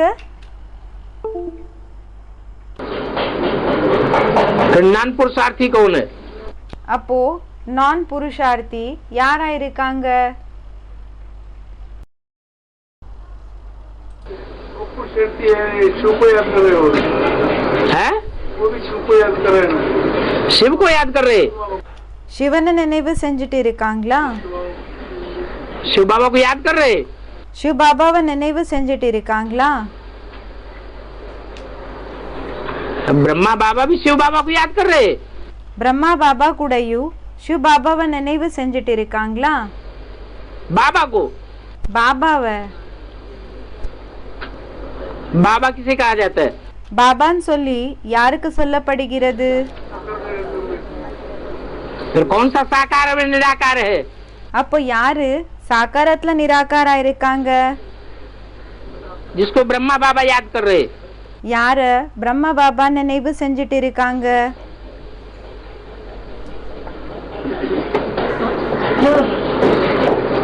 इनका फोटो आदि निकालना बेकायदे है।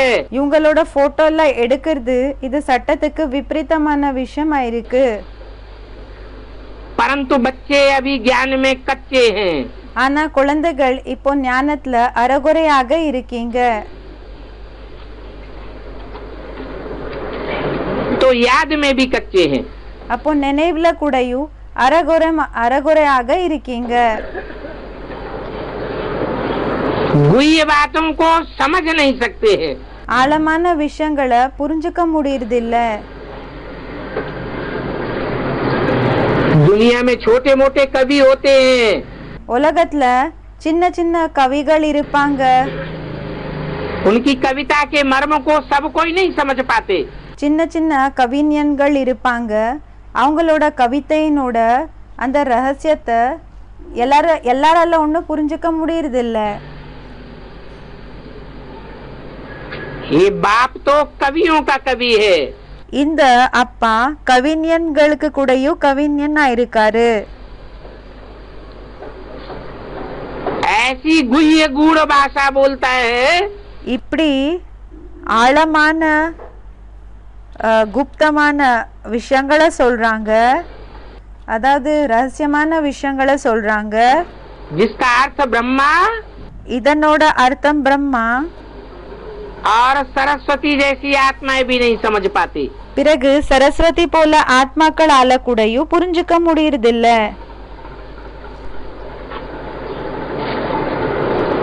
बाप खुद आकर के ज्ञान की गुह्यता बताते हैं। அப்பா சுயம் வந்து ஞானத்தினோட ஆழமான ரகசியத்தை புரிஞ்சுக்கிறாங்க. बाप के सिवाय அப்பா தவிர और कोई बाप का परिचय दे भी नहीं सकता। வேற யாரால கூடயும் அப்பாவோட அறிமுகம் கொடுக்க முடியாது.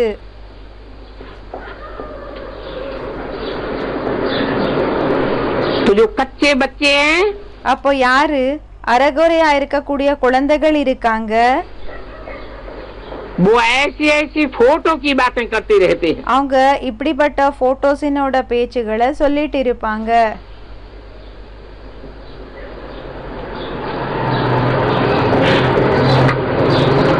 हाँ, ஆமா, झूले में झूलते हैं। பாபா சொல்லிட்டு இருக்காங்க இந்த ஊஞ்சல்ல ஆடிட்டு இருப்பாங்க. बाप दादा के साथ झूलते हैं। பாப் தாதா கூட ஊஞ்சல் ஆடுறாங்க. भगवान वाच பகவான் சொல்றாங்க इनसे झूलेंगे। இவங்க கூட நீங்க விளையாடுனீங்க, அதாவது ஊஞ்சல் ஆடினீங்க. तो वहाँ भी झूलेंगे। அப்போ அங்க கூடயும் விளையாடுவீங்க, அதாவது ஊஞ்சல்ல ஆடுவீங்க. परंतु झूलेंगे तब जब निश्चय बुद्धि होंगे। ஆனா எப்போ ஊஞ்சல்ல ஆடுவீங்கன்னா எப்போ நிச்சய புத்தியாக இருப்பீங்களோ அப்போன்னு சொல்லி சொல்றாங்க.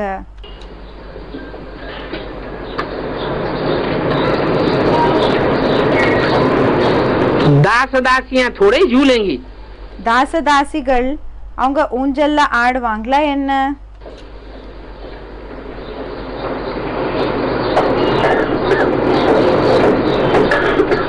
वो तो इन ज्ञानी की गुह्य बातों से बहुत दूर रहते हैं। அவங்க இந்த ஞானத்தினோட ஆழமான விஷயங்கள்ல இருந்து ரொம்ப தூரமாக இருப்பாங்க. ये बहुत बहुत समझने की बातें हैं। இது ரொம்ப ரொம்ப புரிஞ்சுக்கிற விஷயங்களா இருக்கு. अभी இப்போ जबकि सचखंड की स्थापना होती है, இப்போ உண்மையான கண்டத்தினோட ஸ்தாபனை ஆகுது. तो तुम बच्चों को झूठ कब नहीं बोलना चाहिए। அப்போ குழந்தைகளான உங்களுக்கு எப்பவுமே பொய் பேசக்கூடாது. परंतु ऐसे ऐसे हैं ஆனா இப்படிப்பட்டவங்க இருக்காங்க, जो कदम कदम पर झूठ बोलते हैं। அவங்க எப்படின்னா ஒவ்வொரு அடிக்கு கூடயும் பொய்ய பேசுறாங்க. तो उनका क्या हाल होगा। அப்போ அவங்களோட நிலைமை என்ன ஆகும்? न चाहते हुए भी माया झूठ बुलवाती है। இஷ்டம் இல்லைன்னாலும் கூடயும் மாயா பொய் பேச வைக்குது. उल्टा सुल्टा काम कराती रहती है। தலைகீழான வேலைகளை செய்ய வைக்குது.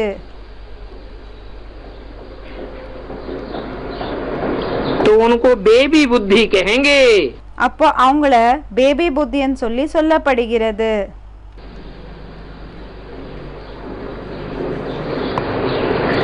सालिम बुद्धि नहीं कह सकते. அதாவது வளர் இருக்கக்கூடிய, அதாவது பெரியவங்களோட புத்தின்னு சொல்லி சொல்ல முடியாது.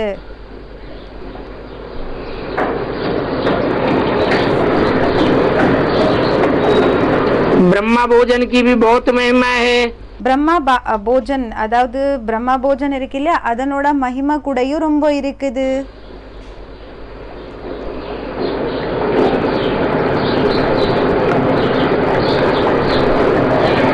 जिनको ब्रह्मा भोजन न मिले, யாருக்கு பிரம்மா போஜன் கிடைக்காதோ तो वो देवता पद पा ही नहीं सकते. அப்போ அவங்க தேவதா பதவியை அடைய முடியாது.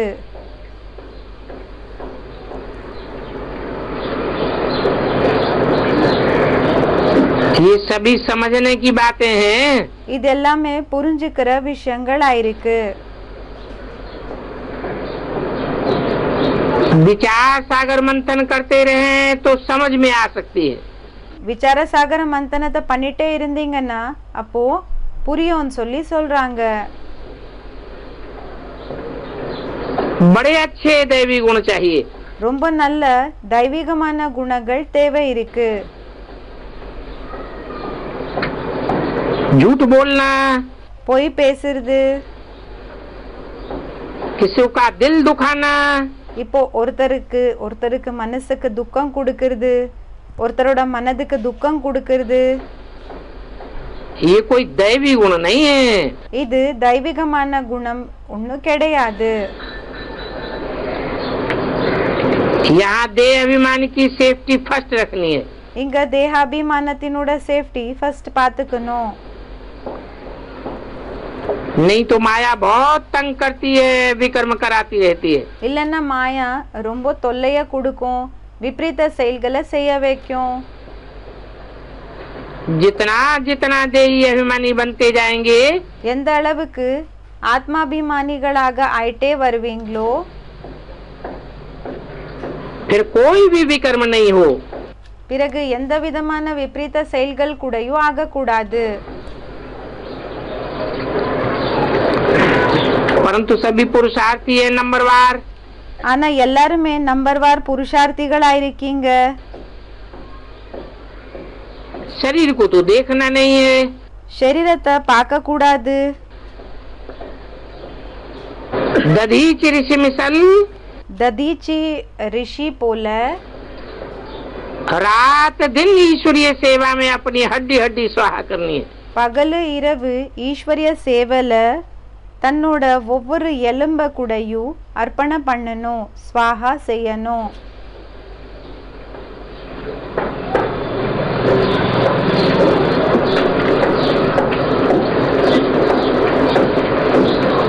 सेवा कराने के लिए कोई के पाँव नहीं पड़ना है.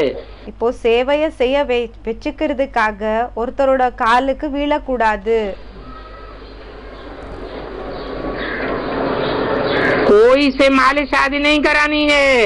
யாரிடமிருந்து கூடயும் இந்த மசாஜ், அதாவது மாலிஷ்ன்னு சொல்லுவாங்க இல்லையா, மசாஜ் எல்லாம் பண்ண வைக்க கூடாது.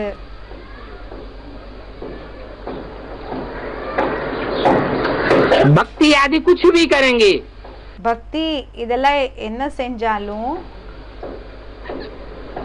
तो कोई फल मिलने वाला नहीं है. அப்போ எந்த விதமான பலன் கூடயும் கிடைக்காது. अभी बाप समझाते हैं, இப்போ அப்பா புரிய வைக்கிறாங்க, भक्ति में तो कुछ भी नहीं मिलता. பக்தியில எதுவுமே கிடைக்கிறது இல்ல. नहीं मिलता है तब तो बाप को पुकारते हैं. கிடைக்கிறது இல்ல, அப்பதானே அப்பாவை கூப்பிடுறாங்க. आगे चल के देखना, வருங்காலத்துல பாருங்க कि तुम्हारे आगे कितने आकर के झुकते हैं. உங்களுக்கு முன்னாடி வந்து எத்தனை பேரு தலைய வணங்குவாங்க.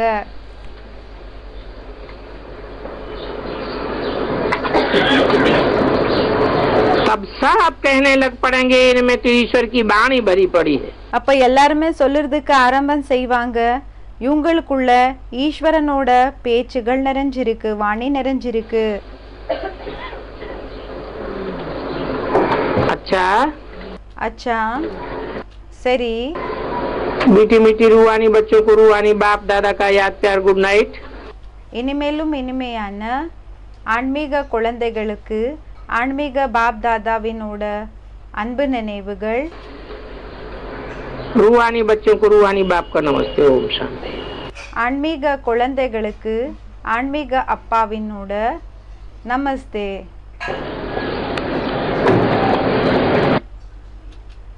Next VCD number 1330 ஃபருக்காபாத்.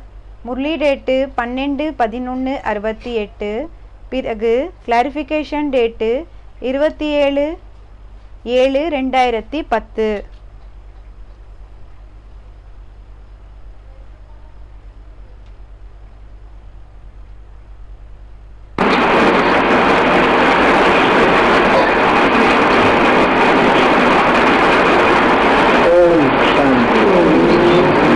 छोटा सा रात्रि क्लास है. ஒரு சின்ன நைட் கிளாஸ் ஆயிருக்கு.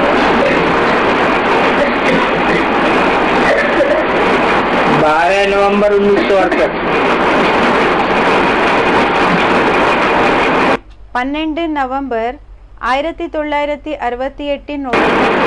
कहाँ बैठे हो? எங்க உட்கார்ந்து இருக்கீங்க?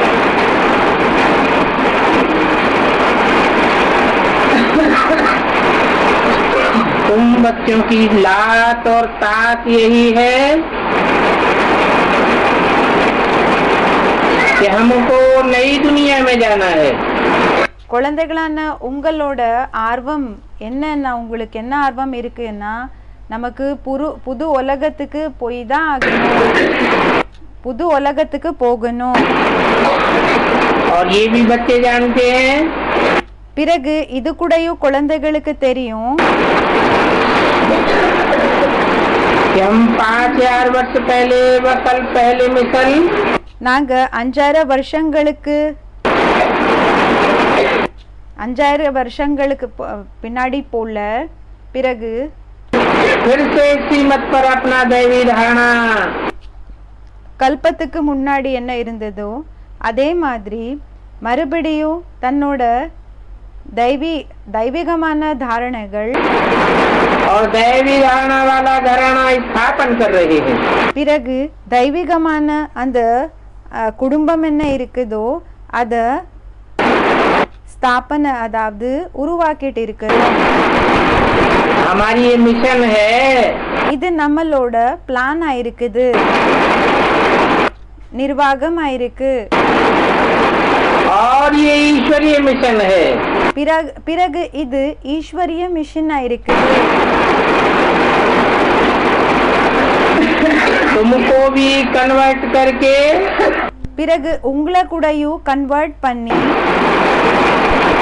हिंदू से देवता बनाना है.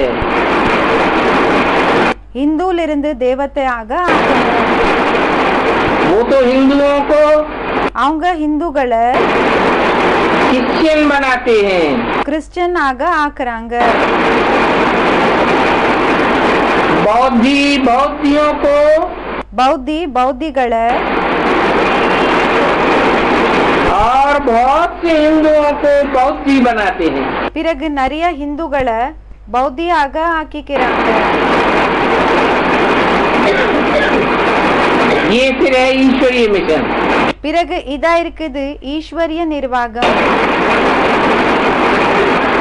और ईश्वर तो खुद निराकार है.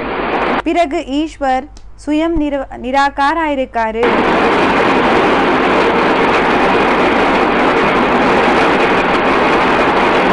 उनकी मिशन है அவங்களோட மிஷன் இருக்குது साकारी. அதாவது சாக்காரி. और तुम्हारी मिशन है பிறகு உங்களோடது பிளான், कि तुम அதாவது மிஷன் என்ன இருக்கு, आत्मा हो. निराकारी मिशन है. நீங்க ஆத்மா இருக்கீங்க, உங்களோடது நிராகாரி மிஷனா இருக்குது. तो तुम बच्चों को पहले पहले निराकार बनाते हैं। அப்போ குழந்தைகளான உங்களை ஃபர்ஸ்ட் நிராகாராக ஆக்குறாங்க. कहते हैं अपन को आत्मा समझो, சொல்றாங்க தன்னை ஆத்மா நினைச்சுக்கோங்க, देह नहीं समझो। தேகன்னு நினைச்சுக்காதீங்க.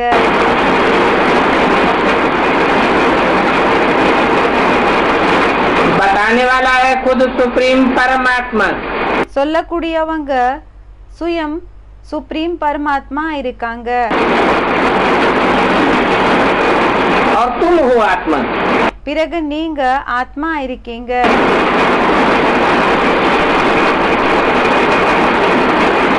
तुम इस रंगमंच पर पार्ट बजाने आते हो। நீங்க இந்த நாடக மேடை மேல பாட் செய்யறதுக்காக வரீங்க.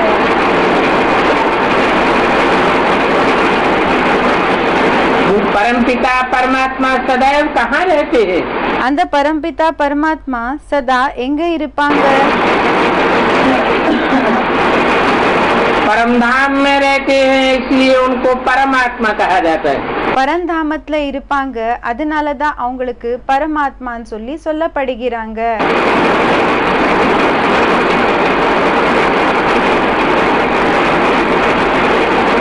पहले पहले तुम जानते हो ஃபர்ஸ்ட் உங்களுக்கு தெரியும் कि हम घर जाएंगे। இப்ப நாம வீட்டுக்கு போகிறோம். ஃபர்ஸ்ட் நாங்க வீட்டுக்கு போகுவோம். और ये घर जाने की मिशन பிறகு இந்த வீட்டுக்கு போகிற இந்த ஒரு பிளான் என்றது सिवाय इस समय के कभी होती नहीं है। இந்த ஒரு டைமை விட்டு வேற எப்பவுமே இருக்கிறது இல்ல. तुम बच्चे समझते हो குழந்தைகளான நீங்க புரிஞ்சுக்கிறீங்க. कि स्वर्ग में तो पहले थोड़े ही होते हैं। ஸ்வர்கத்துல ஃபர்ஸ்ட் கொஞ்சம் பேர் தான் இருப்பாங்க. बाकी सभी आत्माएं चली जाएंगी शांति धाम। மற்றபடி எல்லா ஆத்மாக்கள் சாந்தி தாமத்துக்கு போயிடுவாங்க.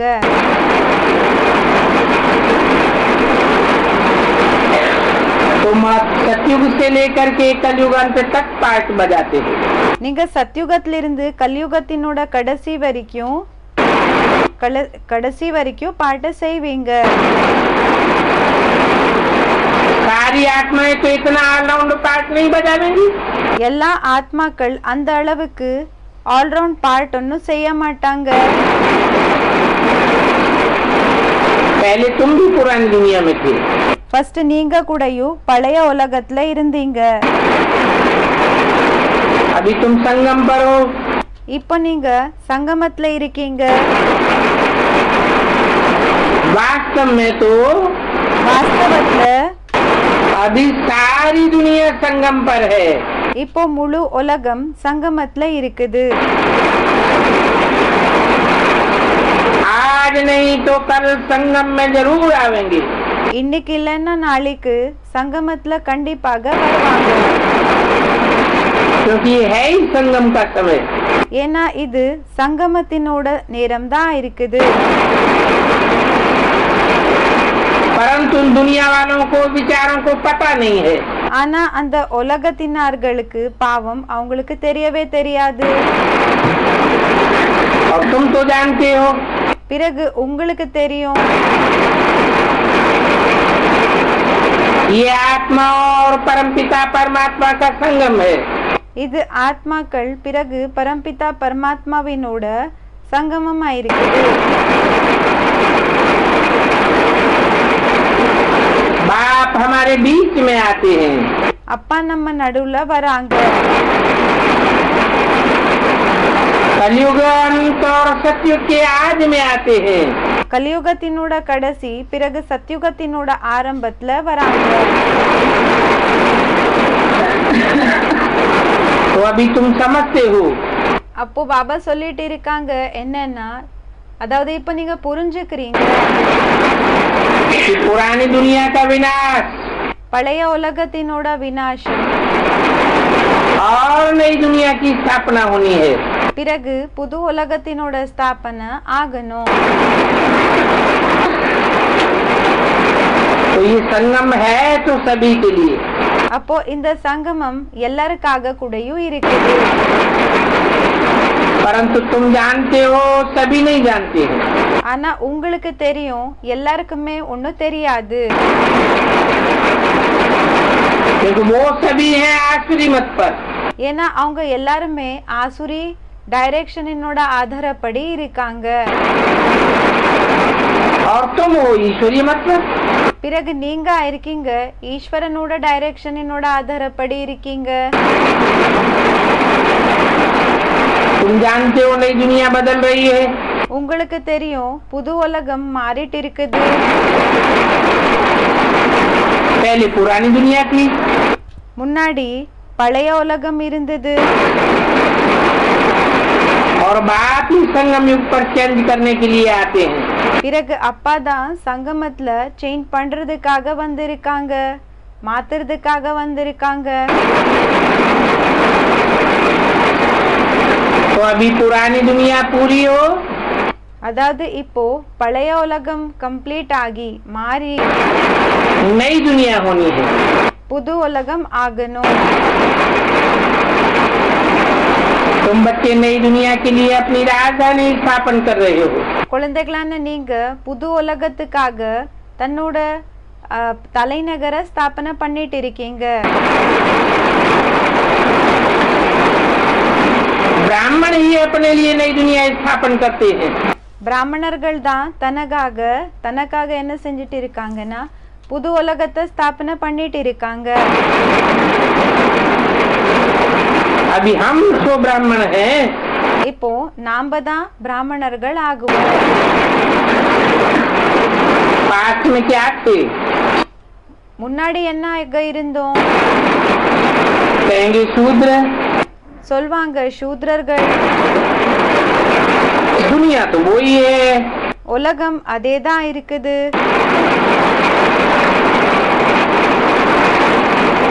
अभी तुम संगम युग पर हो, இப்போ நீங்க சங்கமத்துல இருக்கீங்க. तो जानते हो कि नई दुनिया स्थापन हो रही है। உங்களுக்கு தெரியும் புது உலகம் ஸ்தாபனை ஆயிட்டு இருக்குது. नई दुनिया में புது உலகத்துல 2 युग होते हैं देवी देवताओं के। தேவி தேவதைகளினோட 2 யுகங்கள் இருக்கும். एक सतयुग और दूसरा त्रेता। ஒன்னு சத்யுகம், இன்னொன்னு திரேதா.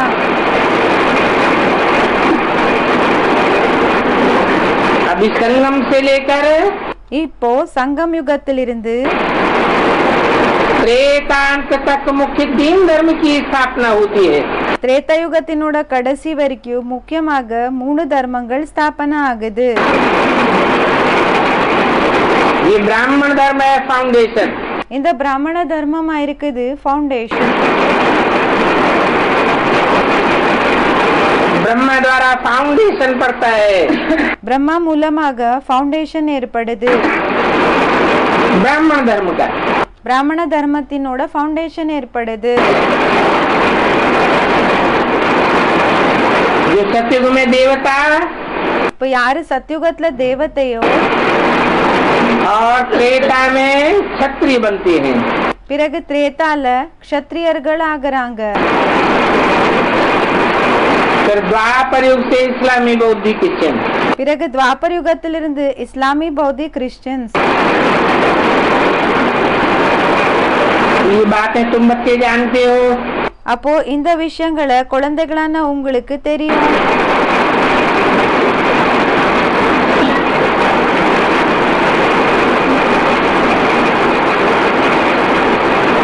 अभी तुम जानते हो कि हमारा बाप आया हुआ है।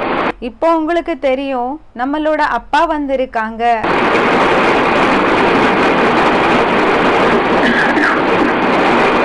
ये झंडे वाला बाप है। இந்த கொடி இருக்கக்கூடிய அப்பா இருக்காங்க. तुम भी सभी को झंडा दिखाते हो। நீங்க கூடயும் எல்லாருக்குமே கொடிய காமிக்கிறீங்க.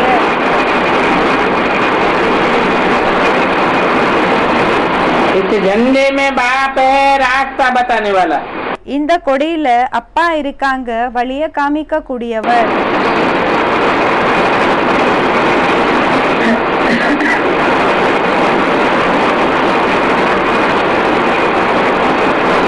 लिखा हुआ है सत्यमेव जयते, எழுதப்பட்டிருக்குது சத்தியமேவ ஜெயதே. तो बाप அப்போ அப்பா सत्य बाप है, உண்மையான அப்பா இருக்காரு. सत्य बाप आकर உண்மையான அப்பா வந்து सच्ची बातें बता करके உண்மையான விஷயங்களை சொல்லி सत्य खंड स्थापन करते हैं। உண்மையான खंडத்தை ஸ்தாபனை செய்றாரு. वो भक्त बेचारे समझते हैं हम तो भक्ति से भगवान को पावेंगे। அந்த பக்தர்கள் பாவம் என்ன நினைச்சுக்கிறாங்கன்னா, நாம பக்தி மூலமாக சொத்தை அடைவோம் அப்படி நினைச்சுக்கிறாங்க. परंतु बेचारे भक्ति करते करते ஆனா பாவம் பக்தி செய்ய செய்ய और ही नीचे गिरते जाते हैं। இன்னும் கீழே விழுந்துட்டே தான் வராங்க.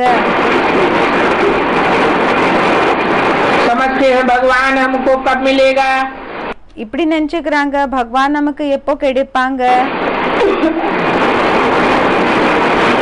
जब मिलेगा तो मुक्ति देंगे, எப்போ கிடைப்பாங்களோ அப்போ முக்திய கொடுப்பாங்க. परंतु ये नहीं जानते हैं ஆனா இந்த விஷயங்களை பற்றி தெரியாது. कि भक्ति में दुख है, பக்தியில துக்கம் இருக்குது, ज्ञान में सुख है। ஞானத்துல சுகம் இருக்கு. ज्ञान एक बाप से आता है, ஞானம் ஒரு அப்பா இடமிருந்து வருது. भक्ति अनेक गुरुओं से आती है, பக்தி அநேக குருக்கள் மூலமாக வருது, அவங்களிடமிருந்து வருது. तो कहेंगे कि रावण से आती है, அப்போ சொல்லப்படுகிறது ராவணிலிருந்து வருது. इसलिए रावण को 10 सिर दिखाते हैं। அதனாலதான் ராவணனுக்கு 10 தலைகளை காமிக்கிறாங்க. 10 मतों वाला, 10 வழிமுறைகள் இருக்கக்கூடியவங்க. वो भक्त इन बातों को कोई जानते नहीं है। அந்த பக்தர்களுக்கு இந்த விஷயங்களை பற்றி எதுவுமே தெரியாது.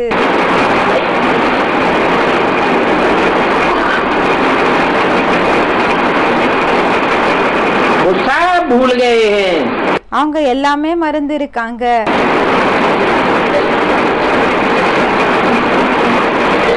इस जन्म को भी भूल गए, இந்த ஜென்மத்தை பற்றி கூடயும் மறந்திருக்காங்க. तो आगे पीछे के जन्म को भी भूल गए। பிறகு முன்னாடி இருக்கிற ஜென்மம், பிறகு பின்னாடி இருந்த ஜென்மம், இத பற்றி கூடயும் மறந்திருக்காங்க. तुमको तो आज मध्यंत 7 का पता पड़ गया।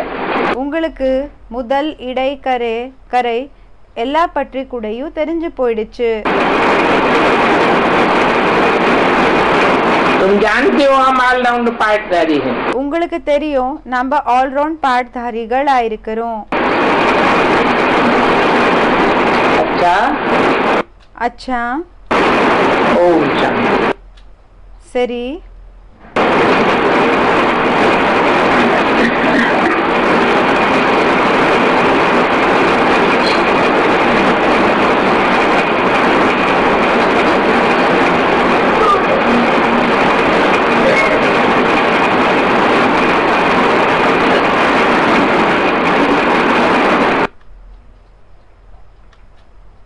இது விசிடி நம்பர் 1330 1330 பாம்பே, பிறகு ஃபருக்காபாத். முரளி டேட்ஸு 9/11/68, 8/11/68, 12/11/68 முரளிஸ் ஆயிருக்குது. வாசிக்கப்பட்ட டேட்டு 18/7/2010, பிறகு 27/7/2010, வாசிக்கப்பட்ட டேட்டு 18/7/2010, பிறகு 27/7/2010. இந்த கிளாஸு முடிஞ்செடுத்து. ஓம் சாந்தி.